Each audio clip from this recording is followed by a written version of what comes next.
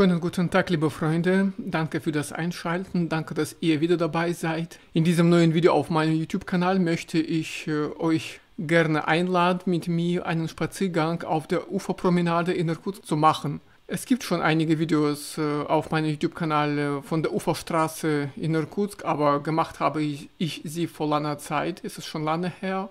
Und jetzt möchte ich noch einen Bummel zu unternehmen im Winter, damit ihr sehen könnt, wie die Promenade momentan aussieht. Gemacht habe ich dieses Video im Februar 2025. Mein Spaziergang beginnt vom Zarendenkmal. Gewidmet ist dieses Denkmal dem Zaren Alexander III. Genau dieser Zar hat das Erlass zum Bau der transsibirischen Eisenbahn unterschrieben. Ja, es gibt in Russland nur 3 Denkmäler für diesen Zaren, in St. Petersburg, in Nowosibirsk und in Irkutsk. Ja, die transsibirische Eisenbahn spielt eine sehr große Rolle für die Wirtschaft von Russland, ganz zu schweigen für Sibirien. Und ja, die Eisenbahn verbindet das ganze Russland und man kann von Moskau bis nach Wladiwostok für 6 Tage mit dem modernen Zug zurücklegen. Herzlich willkommen, wenn ihr schon lange geträumt habt, so eine Zugreise zu unternehmen. Das ist immer noch möglich, ja, kein Problem. Mein Vorschlag wäre so, diese Strecke kann man dann in 2 Teile teilen. Also zum Beispiel in Moskau einsteigen und dann bis nach Irkutsk 4 Tage fahren. Oder man kann nach Irkutsk fliegen oder nach Nowosibirsk fliegen, dort in den Zug einsteigen und dann nach Wladiwostok reisen. Das wäre so eine Option, wenn man nicht 6 Tage im Zug sitzen will. Nicht jeder kann das aushalten. Ich mag Zugreisen gerne und bei Gelegenheit reise ich mit dem Zug sehr gerne, wenn es dazu kommt. In diesem Video seht ihr die Uferpromenade in Irkutsk und die Straße, die Autostraße entlang der Uferpromenade heißt Gagarin-Straße. Hier steht auch das Denkmal gewidmet Juri Gagarin, er ist ja weltweit bekannt. Die Uferpromenade ist unter den Stadteinwohnern sehr beliebt. Man kann hier ältere Menschen sehen, Familien mit ihren Kindern gehen hier gerne spazieren und bei schönem Wetter kann man hier auch viele Jugendliche sehen. Man geht hier ja gerne entlang spazieren und bei Gelegenheit, wenn ich im Stadtzentrum auch unterwegs bin, dann mache ich auch ab und zu hier so einen Bummel. Und in diesem Video zeige ich euch den größten Teil der Uferpromenade.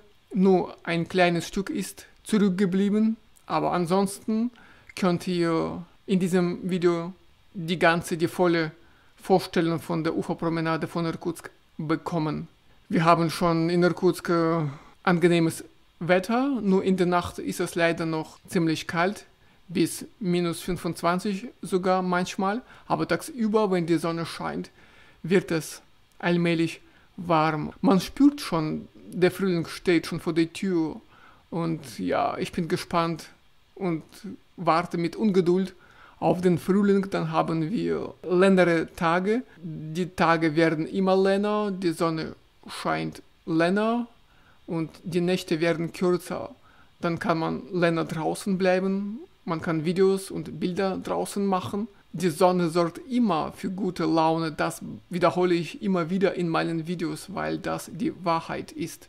Herzlich willkommen in Irkutsk, liebe Freunde, wenn ihr in diesem Sommer nach Sibirien anreisen wollt. Die Anreise, es gibt mehrere Anreisewege momentan. Ich habe sie schon mal erwähnt. Die 3, die mir bekannt sind, sind wie folgt: über Taschkent, über Moskau und über Ulaanbaatar. In meinen Videos wiederhole ich immer über diese Anreisewege nach Irkutsk, weil ich die Menschen kenne, die diese Wege schon gegangen sind.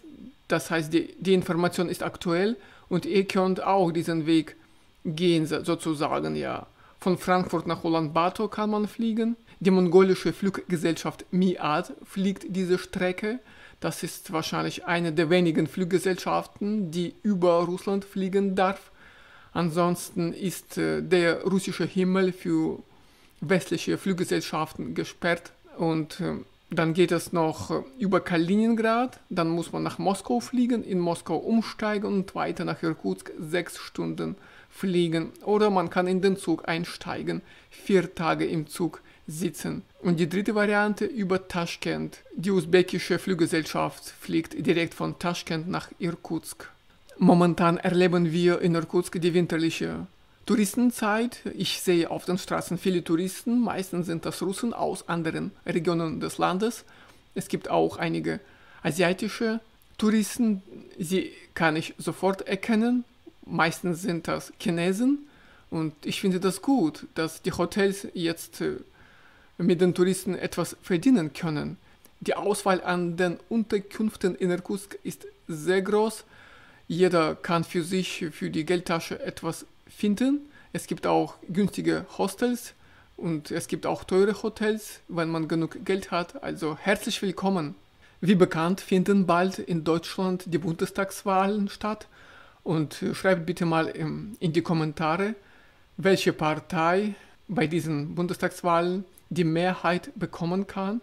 Und ja, es gibt verschiedene Parteien und die Altparteien nennt man sie. Und die große Konkurrenz ist für die Altparteien jetzt die AfD. Ich weiß, auf meinem YouTube-Kanal gibt es viele Menschen, die für AfD gerne wählen. Und die AfD bekommt jetzt die Unterstützung aus den USA. Ja, interessant, was jetzt in Deutschland auf der politischen Ebene passiert. Bin gespannt, welche Stimmen diese Partei bekommen kann. Ja, diese Partei steht für die Zusammenarbeit mit Russland, für den Frieden in der Ukraine. Ich vermute, der nächste Bundeskanzler Deutschlands wird Merz heißen. Alle Zeichen deuten darauf hin. Und ich weiß nicht, ob Merz für die Zusammenarbeit mit Russland steht. Und soweit ich weiß, möchte er gerne den Krieg in der Ukraine weiter fortsetzen. Der Kanzler des Krieges nennt man ihn auch. In Russland wird am 23. Februar der Männertag gefeiert. In der Sowjetunion hieß dieser Tag der Tag der Roten Armee, aber jetzt heißt dieser Tag einfach der Männertag und die Männer bekommen dann die Glückwünsche von Frauen, Unterstützung. Besonders bezieht sich dieser Männertag auf die Militärs, die in der Armee waren. So mit Bezug auf die Soldaten wird dieser Männertag gefeiert sozusagen. In den vergangenen Jahren gab es einen Ruhetag am 23. Februar, aber in diesem Jahr gibt es keinen Ruhetag. Man sagt, man wolle diesen Ruhetag dann auf einen anderen Tag verschieben. Weiß nicht, womit das zu tun hat. Und am 8. März wird in Russland der Frauentag gefeiert. Und der 8. März wird in diesem Jahr auch kein Ruhetag sein. Vermutlich wird er auch auf einen anderen Tag verschoben. Ja, interessant, das ist nur die Ausnahmen in diesem Jahr. In den vergangenen Jahren wurden die beiden Feiertage regelmäßig gefeiert. Und es gab Ruhetage am 23. Februar und am 8. März. Vor einigen Tagen war ich im Ort Sludjanka. Ich wollte dort die Eisenbahn filmen für einen anderen YouTube-Kanal. Und auf diesem deutschsprachigen YouTube-Kanal lade ich selten die Züge hoch, weil nur wenige Menschen für die Eisenbahn stehen. Deswegen will ich euch mit den Zugvideos nicht überfordern.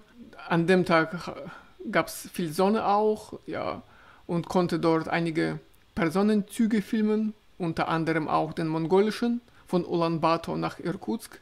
Er kommt jeden Montag in Irkutsk an. Der Zug besteht nur aus 5 Zugwagen. Nur wenige Touristen reisen jetzt aus der Mongolei nach Russland. Soweit ich sehen konnte, die Zugwagen waren fast leer.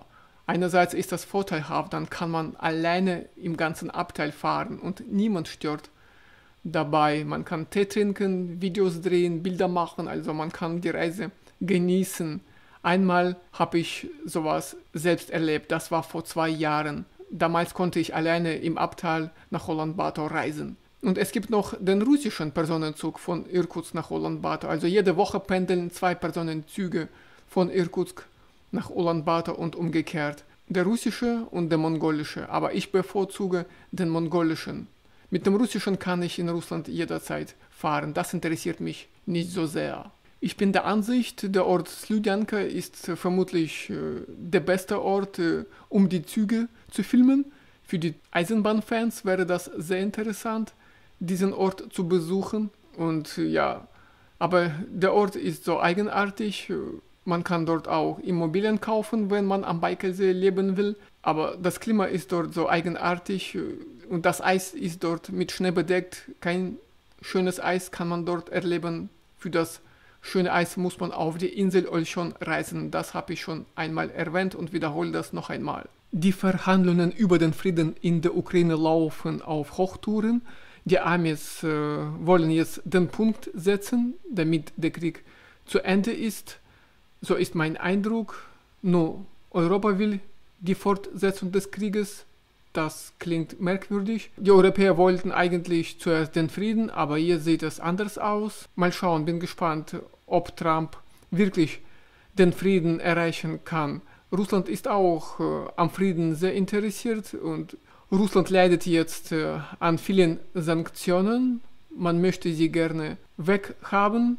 Ich hoffe, wir haben bald wieder Frieden in Europa und dann kann man zwischen Russland und Europa leichter und sicherer reisen. Ich lade euch gerne nach Sibirien ein. Danke, dass ihr mit meinem Kanal weiterbleibt. Ich wünsche euch alles Gute, liebe Freunde, und wir sehen uns bald wieder in meinen neuen Videos. Bis dann. Tschüss.